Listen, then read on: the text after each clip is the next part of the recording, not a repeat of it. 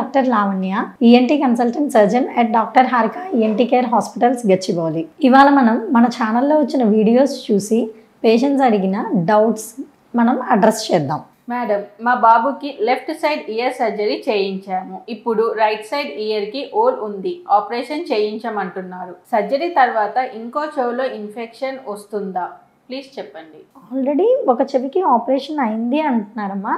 So ఇప్పుడు left ఇయర్కి operation అయింది, రైట్ ఇయర్కి చేయాలి అంటున్నారు. సో రైట్ ఇయర్కి చేయడం వల్ల లెఫ్ట్ ఇయర్ మళ్ళీ ప్రాబ్లం అవుతుందా అన్నది కనుక మీ క్వశ్చన్ అయితే అలా ఏం ఉండదమ్మా.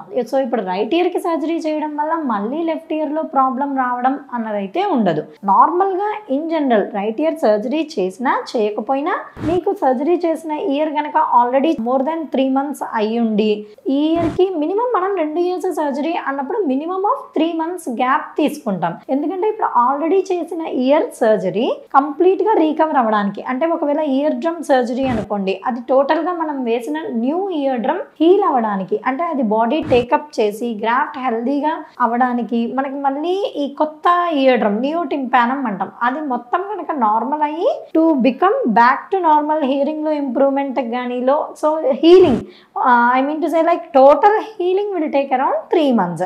సో 3 months అయిపోయింది, ఒకసారి ఇయర్ నార్మల్ అయింది అంటే you can go for other ear surgery. So ఈ ఇయర్ సర్జరీ చేయడం వల్ల మళ్ళీ చేసిన ఇయర్కి అయితే ఏం ప్రాబ్లం రాదు. ఒక మామూలుగా మీరు రెగ్యులర్గా తీసుకునే జాగ్రత్తలు ఏవైతే ఉంటాయో, చెవిలోకి నీళ్ళు వెళ్లకుండా ఉండడము, అవన్నీ తీసుకొని ఆల్రెడీ సర్జరీ జరిగి 3 months అయింది, ఇయర్ డ్రైగా ఉంది అంటే మాత్రం you can go for opposite year surgery.